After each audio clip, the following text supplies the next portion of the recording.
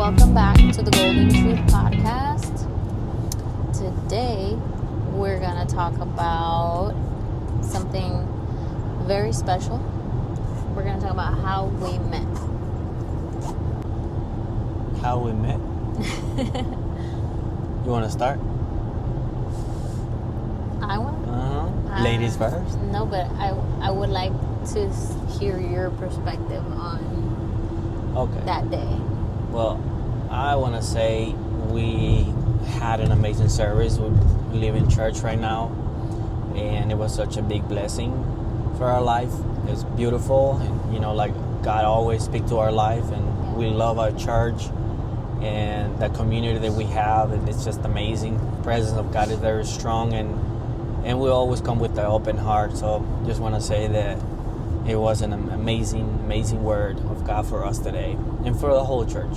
Yeah, it's beautiful. I really love the move of God right now. I feel like God is doing something special. It's really, really beautiful.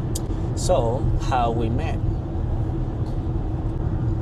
So, we met in 2005, around October. Yeah, 2005. October. 2005. October, around 20 years. 20 years, yeah. Dang, Wow, that's time crazy. flies, yeah.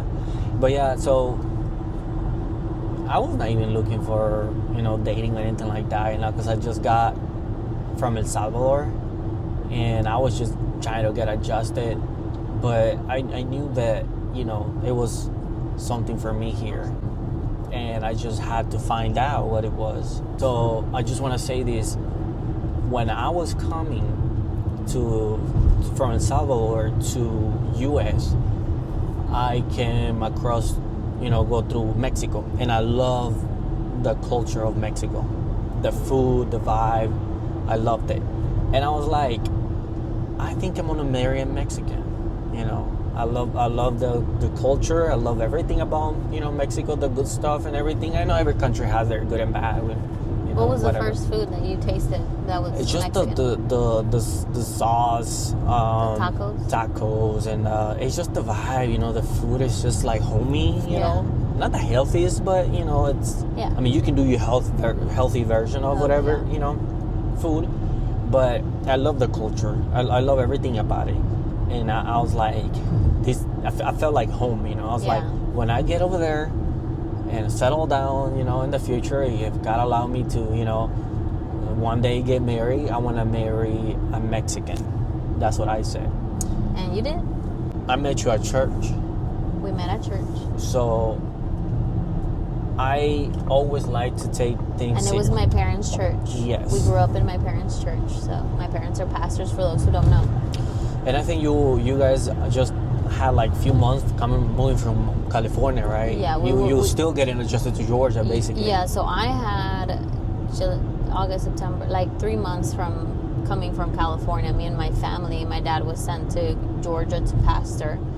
And so I was 3 months in Georgia, and he was barely coming from El Salvador. So we were all fresh from moving, basically. And I gave my life to Jesus at that moment, in that period of time of my life. And then, I just wanted to do something for God. I just want to serve Him, and everything. And I just started to taking care of kids. They were putting me as a teacher, and then after at church, and after that they moved me to music, and that's where everything started. Me as a bass player. But before that, you were like working in groups too, right? I was preaching in groups of teenagers, and after that they moved me with adults. I was like 16 years old, and I was teaching to adults that were 40, 50 years old. But I'm like, hey, I always had told God, here I am, so whatever, they told me to do, I'll do it, So I did everything basically, but in that time that I was getting involved and forgetting about the El Salvador, the transition that I was going through, that's when I met you there. And when I saw you, I was like, that's the one. She is going to be my wife. I never said it, verbally, obviously. Yeah.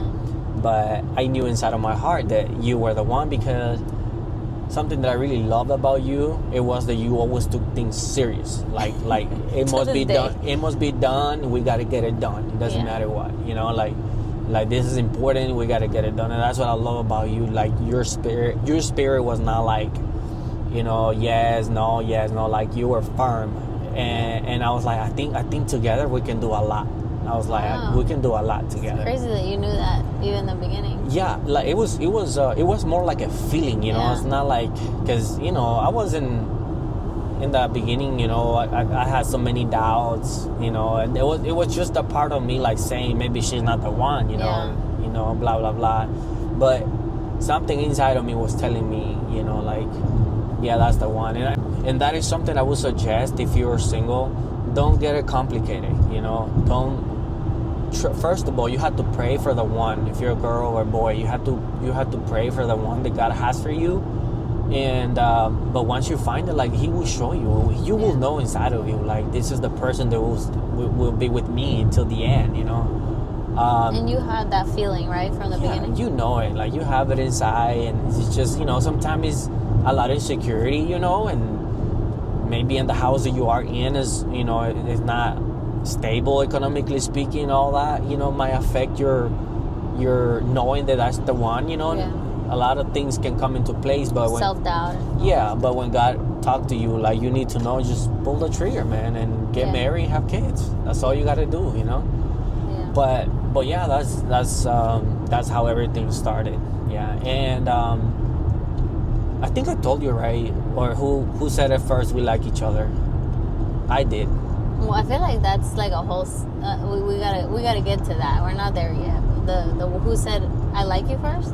That was me, but I don't remember how it was, like how at what point it was. But I remember that was at Six Flags. But yeah, we're gonna April 12, 2008. April 12, 2008. At Six Flags, I told you that that you like me. Yeah. Now let me talk about my perspective of the situation.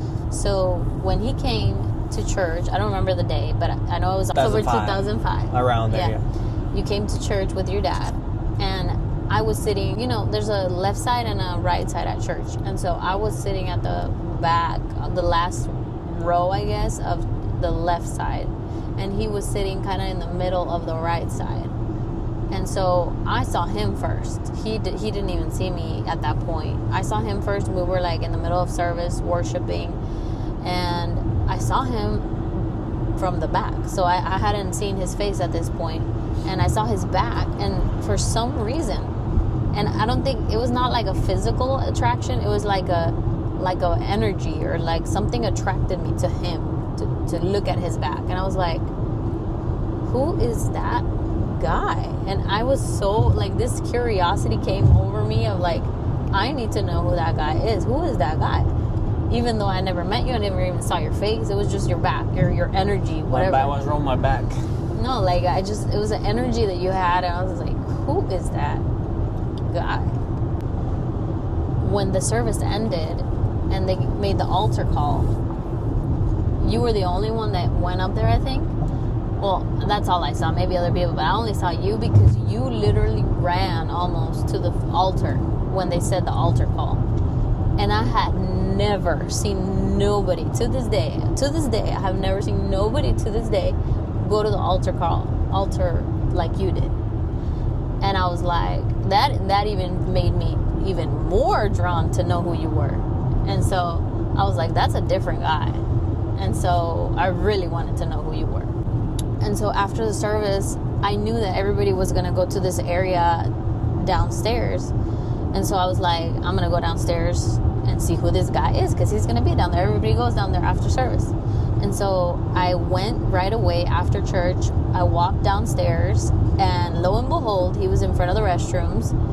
And like, we made eye contact, and I think I said hi. I was like, hi, or something like that, which I never do to any. And at that age, I was a teenager, and not even a teenager, barely going into teenager.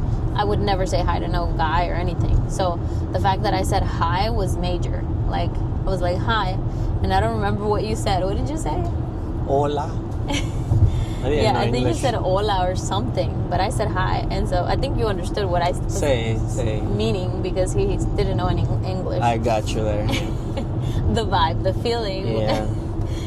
And so when I saw you, I was like automatically attracted when I saw his face. I was like, this guy is really handsome. And so Take that as a compliment. in that moment, what did you feel? What did you think I think when we said hi? Yeah, well, I just didn't pay attention a lot because, I was just going through a lot, the transition and everything. And I just wanted to go deeper with God and, know Him more and see why I was, why I came to US. I really wanted to find the purpose of it. But yeah, like when I saw you, I was like, you talked to me there. It was very attractive to me. Like it was, I felt like she's the one, But I think it was the feeling came stronger as we started. As time went by. And I saw you how you were like when your dad, which it was our pastor back then, would delegate stuff to get done, and I saw how like from the rest of the people that I was working with, other girls and friends and all that, you were the only one who really took it serious about about the task. You were very into it, and I love that about you. I was like, yeah, like it was not just the physical because you were beautiful, but more than that, like the heart. I wanted to see what else you had to put on the table for me to eventually spend the rest of my life with you. So I was like, this is something very serious. But we were dating for 7 years before we got married. So, but yeah, when we were serving God, and that's where the feeling came stronger. We had ups and downs. Like, oh, I don't like you anymore. I broke up with you like 100 times. 100 times. Yeah. Because I didn't know that, because he was my one and only boyfriend. Basically, you're basically my only boyfriend that I had. You're the guy he's the only guy that I've ever kissed in my whole life.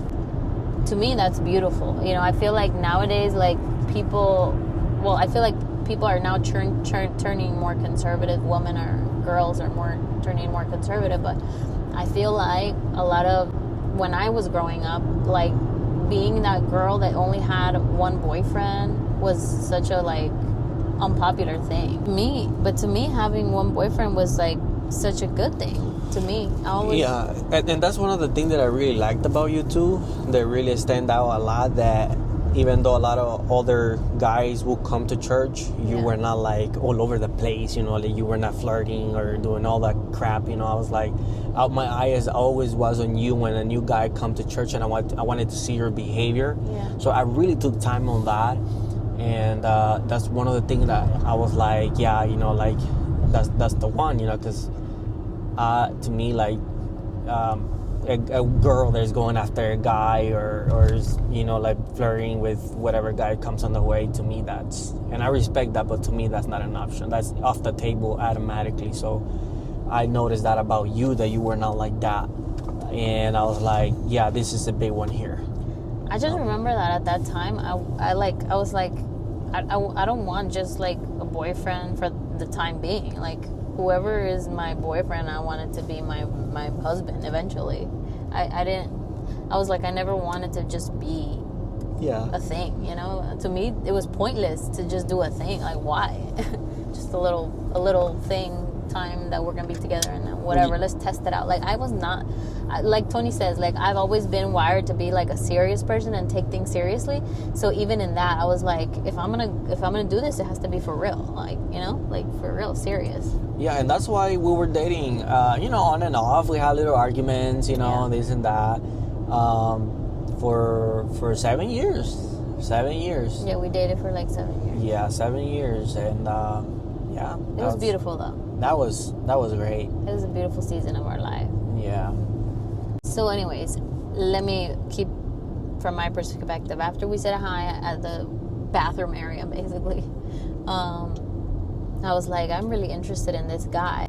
As I mentioned earlier in this video, I grew up a pastor's kid. My dad has been a pastor, and he became a pastor in California when I was like 4 4 years old. And so all I knew is that my dad was a pastor since I was growing up. And then they sent him here in Georgia to be pastor here. And that was a whole different experience. And I hated being here. I remember when we first got here and time went by, I literally left all my friends, family, everybody we knew. So I was by myself going to a new school, a new basically culture, because Georgia is so different than California. And I hated it. I didn't want to be here. And when I met him, it was like, oh, he's cute. You found purpose. Kind of, because, and it's not that, but like, I feel like you drew me, you como que your hunger for God you converted me, basically, I think. Oh my God. I feel like you converted me. Well, that's a good thing. Even though, like, I was going to church, I was serving and everything, but it was like, I did it because I grew up in it, you know, like, oh, okay, I'll do it. And I always took things seriously, so I always did it at my best. But did I do it because I truly loved God and I had a relationship with Him? No. When I came here initially with my parents to Georgia. How old were you? I was like 13. Wow. And so I was like, okay, I'll do it, and I'll do it at my best, because that's how I was wired, since that's just how I am. And so, but I wasn't doing it necessarily for God. And so when you came and I saw your hunger for God, I was like, in order for me to be with Him, I have to also step up my relationship with God, because He's all for God. Mm-hmm. And so yeah. I wanted Him, and I'm like, okay, so we need to, and I never had this conversation in my head, but now that I'm talking about it, that's basically what happened. You know, like, I was like, okay, I need to be hungry for God too, because He loves God. Basically, that's kind of where my journey started with God, because I saw how much He loved God, and I liked Him, and I wanted to like be with Him. And so, you know, we both dove into like serving God, and throughout the years, God started working in me, of course, and I began to have a relationship with God. But from my perspective, that's what happened. And so we kept working together at church. We were very involved at church, and he was on fire with like bringing people to church. And I think God has given him a gift with people, because he would fill up like one house with like 50 people for church groups and stuff. And so it was really inspirational, like to see somebody, to me, it was really inspirational to see somebody like him, so hungry for God. He was not shy about inviting people to church in his high school at the time. And he was not also something I loved about him is that he was not like other guys. Like, he wouldn't be like, if girls were all up on him, he wouldn't be like doing that, like being all up on them too. He would be like I would find out from other sources, because we went to different high schools, that he would give himself to respect. Like, he wouldn't let girls be all up on him and like be touching him, because he liked me. And so I was like, I need to know, like, if stuff is going on in the high school and I'm not knowing, like, because I felt like he liked me, but I was like, I also want to know if he's just like down for any girl that wants to get with him. And I found out from other sources that like he wasn't. And so that really like made me like him even more. I was like, this guy's a one of a kind. I'm not gonna find another one like him. Yeah, like as we worked together at church, I just got more and more feelings for you, like, and it was really beautiful, like how our relationship started growing. Now for me, like, I didn't know right away, like, oh, he's the one. It actually took me a while. Like, I probably right before we got engaged is the time where I was like, oh, like, he's the one. Because I was young, and there was like a lot of like, I was very confused. Like, I didn't know what I wanted. I was young, and I just wanted to make the right decisions. I grew up, as I said before, like as a pastor's kid. And as a pastor's kid, you hear a lot of different relationships that don't go right. Like, people get married and then they divorce, or they have issues after they get married. And so I didn't want my life to go that way. And so that's why I was like scared to like say, oh, he's the one. And then I'm like, what if he's not the one? What if we'd have like a bad marriage? What if, like, all these thoughts went through my head. But at the end of the day, I I asked God to confirm if he was the one or not. And God made it clear at one point that he was. After 7 years-ish, I think it was 6 years, something like that. But that's basically how we met. And our relationship grew basically at church. To the point that we got married and we had 2 kids. Yeah. 20 years later, 20 years later, wow. 20 years later after we met. That's crazy. Yeah, like, who brought the getting married word first? You brought it first. Like I said, I was scared.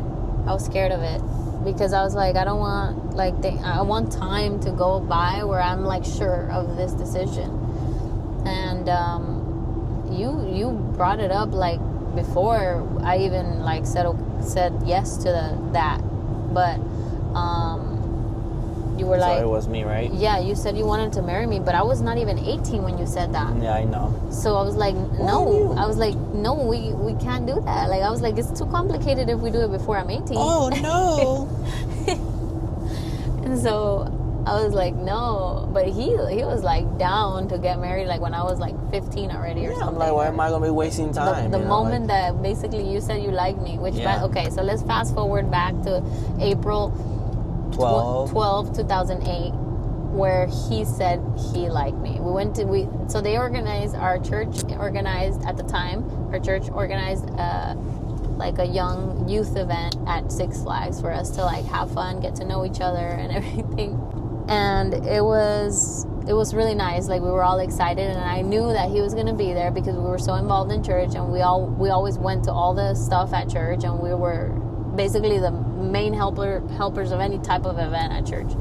And so we all went to the Six Flags thing, and I remember that day I was like, at that point I was like really like, why hasn't he told me he likes me? Like, I want to know verbally that he likes me, because we knew it, like we felt it after working a long time. We saw it in each other's eyes, but he never said nothing. And so I was like, today, if he doesn't tell me that he likes me, then I'm moving on. And so I remember that day, like he was like staring at me like he liked me, and I was like, I like you too, but if you don't say nothing, I'm moving on. And so eventually, like, we got separated from groups and everything, and little by little it was just me and him at like Batman, right? Yeah, it was Batman. We were in the line of Batman. If you guys have gone to Six Flags, you know that those lines are long. So we had a long time to talk about a bunch of other things until we got almost close to the ride, and we got to the topic of who, like, if you like somebody. Yeah. And we got to the topic of like, so do you like anybody? And he asked me, he's like, so do you like anybody at church? And I was like, no, because I'm not about to tell him that like I like him before he tells me. Yeah. So I said no. And I was like, do you? And he was like, yeah. And I was like, who? And he was like, he was so nervous. He was like holding on to the bar, those bars on the side. Yeah. He was like, I like you. Yeah, because I didn't have a lot of girlfriends, honestly. Like, I was not, when I was a little kid, I only had 2, but I wasn't used to that, but I knew that was the right thing to do. And something I would advise to all the girls out there: do not go after the guy. It doesn't matter. You don't downgrade yourself. You have to know that you have value. Yeah. Let the guy come after you. Please don't go after the guy. Don't mess up the order. Yeah. Let the guy come after you, because you are a prize that he needs to fight for, and he needs to show that he really, wants you. But do not go after the guy. And that's what I loved about you. You were not like that. So you always value yourself, and I really love that. Yeah, even though back then I had a lot of issues to work through in myself, but I did. Thankfully, I had a great father that showed me my value growing up. He treated me very well, and that showed me my value as a woman.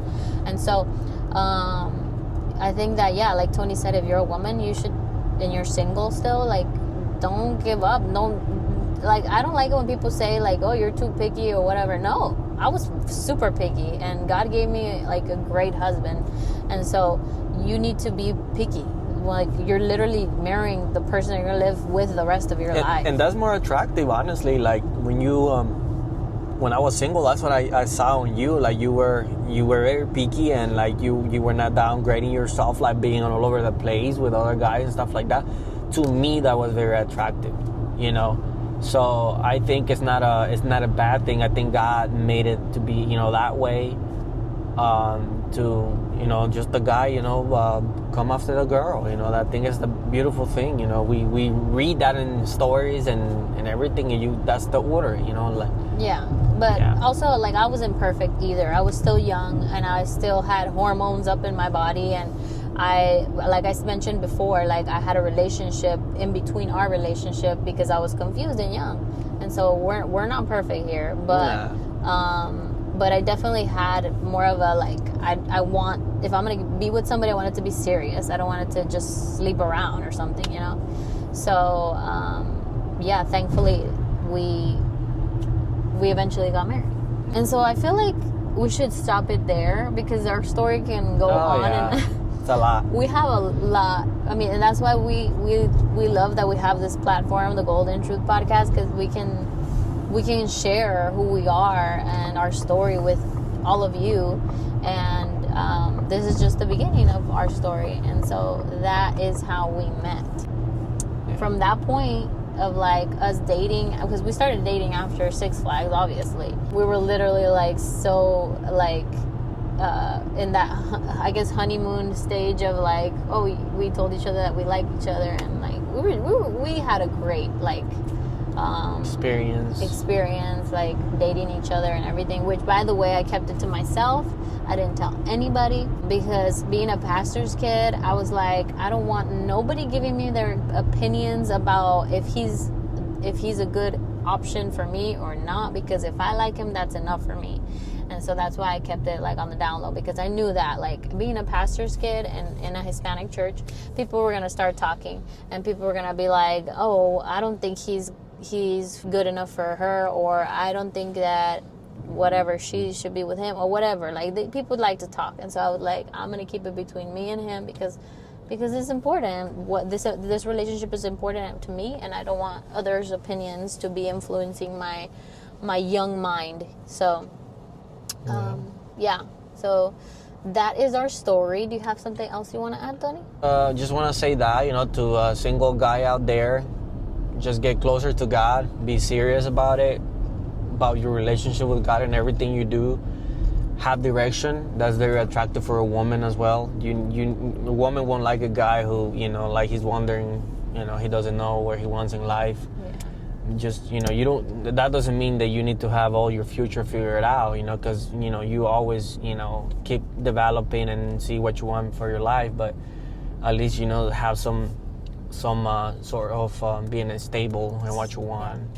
Some sort of drive somewhere. Yes, and that will be very attractive, and God will put the right woman, you know, around you, and just get married.